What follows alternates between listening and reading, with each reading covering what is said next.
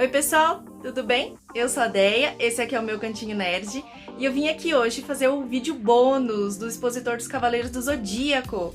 Lembra que eu comentei com vocês em todos os vídeos que a gente ia conversar sobre isso num possível vídeo posterior? Chegou esse vídeo. É o vídeo que a gente vai conversar sobre algumas dicas, como que funciona o planejamento aqui dos cenários do meu Cantinho Nerd e também, tipo, algumas coisinhas por trás das câmeras que a gente não vê nos tutoriais porque eles precisam ser muito acelerados, né? Então eu vou mostrar isso pra vocês hoje, eu espero que essas dicas possam ajudar vocês também a ver de uma forma diferente, né, a criação dos expositores, dos cenários, e que isso seja bem legal aí pra vocês. Deixa um feedback aí pra mim depois que você assistir esse vídeo. Eu quero muito saber se esse tipo de vídeo ajuda vocês também, ou se o pessoal só prefere mesmo os vídeos de arte, tá bom? Então, vamos lá, segue pro vídeo. Então, gente, uma das principais partes na hora que a gente vai fazer um expositor, um cenário, uma base, o que for, é o planejamento. O planejamento, ele vai envolver a forma como você pode aproveitar ao máximo o seu cenário. Eu chamo isso de, tipo, aproveitar o máximo do potencial do seu cenário no seu quarto, no seu cantinho, na sua decoração. E o que seria esse aproveitar o máximo, né? Qual que é o potencial máximo do cenário que você pode ter? É quando você consegue fazer um cenário que ele possa mudar de coleção, então você pode trocar os toys. Quando você tem um cenário que pode mudar o formato, você pode mudar a posição desse cenário, mudar o formato dele. Você pode usar ele em outros cenários que você tiver. Você pode também trocar a posição dele no seu quarto, então ele não fica só ali fixo naquela estante, que a gente sabe que muitas vezes a gente muda nosso quarto ou nosso cantinho para poder ter mais espaço para nossa coleção, e isso envolve mudar todas as coisas do quarto. Então se você vai fazer um cenário, você tem que pensar nisso, tipo, eu gosto muito de mudar as coisas no meu quarto, eu mudo muito de estante, eu mudo muito a minha decoração. Se você faz isso, você precisa planejar melhor o seu cenário, o seu expositor, para você poder trocar ele de lugar, certo? Então, para ter o aproveitamento máximo do seu cenário, você precisa estudar o local que você vai expor ele, tipo o local da sua casa, estante, prateleira. Se você gosta de mudar, você precisa estudar isso. E a segunda coisa é o formato do seu cenário ou do seu expositor. Isso também vai influenciar. Vamos ver agora como que veio essa ideia de fazer esse cenário expositor dos Cavaleiros do Zodíaco. Vocês estão vendo aí na montagem que eu utilizei as caixinhas que eu comentei com vocês, que são caixinhas de MDF. Elas têm o tamanho de 8 por 8 e a altura é o que muda, né? Então tem a altura de 8 centímetros, a altura de 11 e a altura acho que de 14. Vocês podem encontrar elas procurando assim, caixas de higiene de bebê crua, né? MDF cru, potes de bebê. Eu vou mostrar pra vocês uns prints aqui em lojas de artesanato, assim vocês conseguem encontrar essas caixinhas, tá bom? Se vocês quiserem. Mas se vocês não quiserem usar o MDF, você pode substituir também por caixas parecidas com esse formato. Caixa de leite, caixas de remédio, às vezes tem esses formatos quadrados. Vocês podem procurar caixas de papelão assim, dar uma reforçada nelas e utilizar elas como um parâmetro, se você preferir seguir esse estilo de posição, tá? Como eu falei pra vocês, eu utilizei essa ideia de expositor, né? Coloquei as caixinhas altas e eles em cima justamente para usar a parte de baixo com outros toys, outros colecionáveis. Essa ideia veio, tipo, da gente colocar, tipo, as caixas dos pops atrás, assim, que a gente pega e coloca os pops em cima e os pops na frente. Então ele funciona como um andar, né? Tipo, a gente tem também esses específicos que vendem também de acrílico. Tem vários outros tipos, né, de expositores, assim, que a gente pode escolher pra coleção. Então eu pensei, eu posso fazer um andar, colocar eles em cima e utilizar essa parte de baixo. Por isso que eu chamo de expositor e não exatamente de cenário, mas por usar em cima e embaixo. Mas é possível fazer ele ou chamar de cenário também, não precisa ser expositor. Eu chamo assim só porque eu inventei isso mesmo aqui no meu quarto, mas vocês podem chamar como vocês quiserem. Mas acho que a ideia é bem válida. Você pode até usar as próprias caixas do pop para poder fazer. Fazer o cenário assim, todo encaixado, como vocês estão vendo, fazer eles em caixinhas que se juntam, permite que eu possa mudar essa coleção da forma como eu quiser, tipo, mudar esse expositor. Eu posso usar ele individualmente, em outros lugares, em outro cenário. Eu também posso pegar e juntar ele de maneira diferente, não nesse tradicional que vocês viram que eu fiz, né? Com a mais alta em cima. Eu posso fazer ele completamente diferente, como vocês estão vendo aí na imagem que eu mostrei. Eu posso também separar elas e usar em dois tipos diferentes, né? Tipo, mudar ele e usar de um tipo e de outro. Então isso que é legal de você fazer um cenário assim que você possa encaixar, né? Um cenário de encaixe ou um expositor de encaixe onde você pode aí fazer diferentes formatos e usar a sua criatividade por na frente, por atrás, por de lado. O único detalhe é que vocês precisam pintar em torno, tudo bonitinho. Vocês viram que algumas partes aí eu deixei branco, né, nas laterais porque não ia aparecer. Mas caso você vá fazer toda essa mudança, é preciso pensar nisso na hora de você pintar e decorar a sua caixinha, tá bom? Reparem que não necessariamente eu preciso usar as 5 caixinhas para os cavaleiros. É possível usar 3 caixinhas e colocar 2 na frente, como vocês estão vendo aí na imagem, que também fica legal. Então você não precisa comprar as 5 caixinhas. Fazer assim num formato mais reduzido também fica bacana. Se você se incomoda com o fato do pop tampar ali um pouco a decoração, você pode colocar uma base embaixo para subir essa parte de cima. Ou, por exemplo, fazer as caixas mais altas, porque aí vai ficar bem bacana também, vai aparecer direitinho a sua decoração. Como eu comentei com vocês no vídeo anterior, que a gente falou sobre a pintura, pega toda essa coleção, pensa direitinho quem combina com esse cenário aqui que eu vou fazer. Depois de fazer isso, você define a cor que você vai pintar, porque assim você vai poder fazer o revezamento dos seus toys. Então vocês estão vendo aí nas imagens que eu coloquei vários toys diferentes, né? Então eu posso utilizar com Hércules, que vai combinar pela cor que eu fiz. Então quando eu enjoo, eu troco, tipo, tiro os cavaleiros, boto ele em outro lugar e troco pelo Hércules. Eu posso utilizar com Sailor Moon também, pra fazer uma referência ali ao Castelo Lunar, né? Tipo o Palácio Lunar da Sailor Moon. Não é igual, com certeza, é só uma referência, mas fica uma mudança de decoração. Eu posso utilizar também com qualquer temática, né, gente? Ó, Mulher Maravilha também vai combinar, porque tem a ver com Grécia. Você pode dividir esse cenário, tá bom? Dividir ele, usar metade para um tema e metade para outro. Então vocês vão ver aí fotinhos em que eu fiz isso. Eu dividi o cenário em 2 e incluí uma basezinha ali só para poder mudar, né? Fazer tipo bonitinho. Vocês vão ver aí nas fotinhos aí as ideias. Eu posso usar com Harry Potter, então tirando as colunas gregas que são mais específicas, as colunas de Harry Potter elas mudam um pouquinho o estilo. Daria pra usar também. Se você procurar corredores de Harry Potter, você vai ver que tem colunas lá, só não é exatamente nesse estilo. Mas também tem colunas, você pode até pensar nisso na hora de você fazer as colunas. Se você quer combinar com Harry Potter, faz um estilo diferente de coluna, um estilo mais assim, simples, bem padrão, que aí você vai conseguir revezar bastante também, como vocês estão vendo aí nas imagens. Vocês podem ver também que dá até pra usar com o Senhor dos Anéis, combina aí, fazendo ali uma referência de um castelo, né? Alguma coisa assim que tem essas pedras e tal.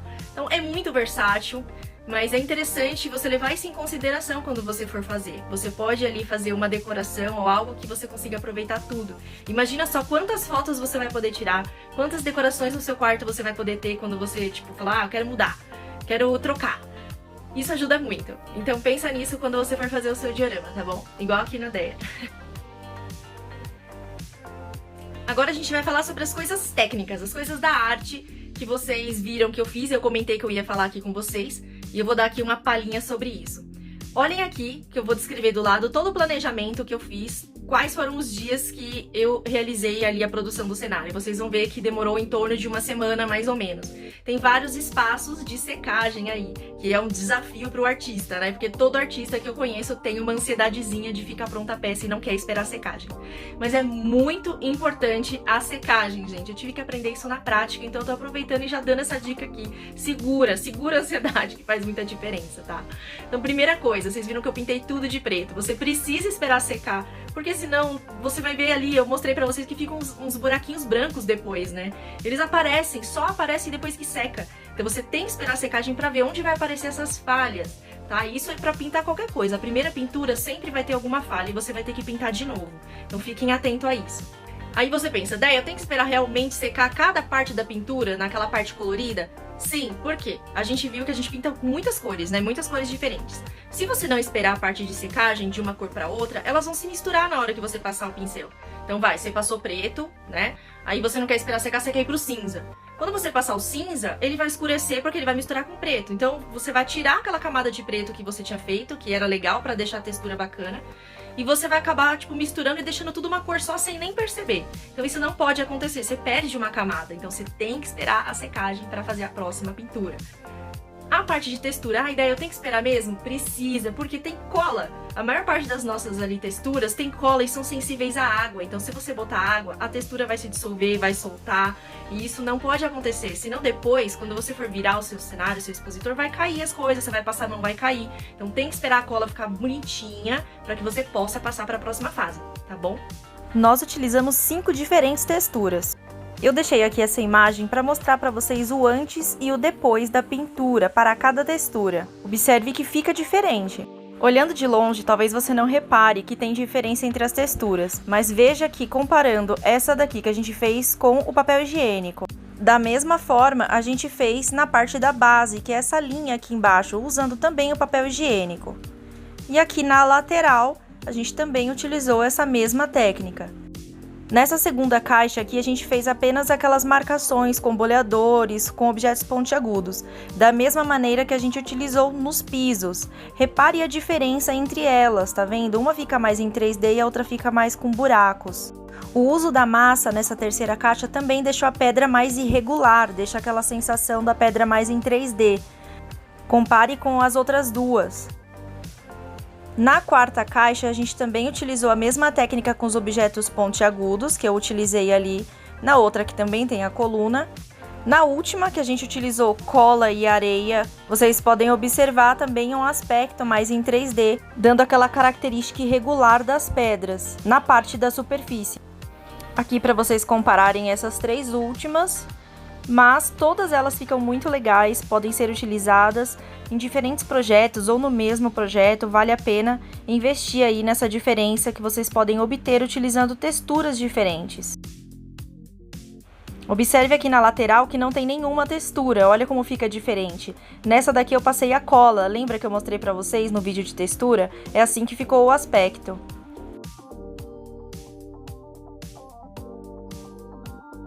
Agora, lembra aquela parte que eu fiz com o biscuit? Eu vou mostrar pra vocês como que ficou aqui o resultado final, pra vocês verem ali a parte de pintura, que é bem na lateral, né? Então eu tenho que tirar a caixinha que tá tampando. Achei que ficou parecido com o uso do papel, então acho que eu prefiro usar o papel justamente por não ter esse encolhimento aí que atrapalha. Agora é só utilizar aí as variações e definir qual é o seu preferido pra você utilizar nos seus projetos. Eu trouxe aqui uma imagem para vocês verem os diferentes resultados e também uma imagem de pedras reais, para vocês verem que existem vários tipos de textura em cada pedra, desde pedras lisas ou até irregulares. Agora quero chamar a atenção de vocês para uma coisa muito importante, que na vida real é diferente dos tutoriais. Vocês sabem que os tutoriais precisam ser acelerados, e eles são muito acelerados. Observem a diferença entre como vocês veem o vídeo e como ele realmente é feito. Tem toda uma delicadeza por trás, tanto em movimento quanto em impressão que você coloca na peça. Se você for observar, até mesmo o corte é feito de forma bem delicada, e não tão rápido quanto aparece nos tutoriais. Assim como é feito todo um ajuste ali da peça na hora do corte. Mas no tutorial acaba passando a ideia de que é feito bem rápido e muito simples. Olhem a parte de textura que a gente faz nas colunas. Parece que é feito muito rápido, né, no tutorial, mas é feito bem devagarzinho, tomando muito cuidado com as marcações para não ficar torto. Então isso vocês precisam se atentar, porque senão a peça pode ficar com um resultado totalmente diferente daquilo que você espera, por conta do tutorial ter sido bem acelerado.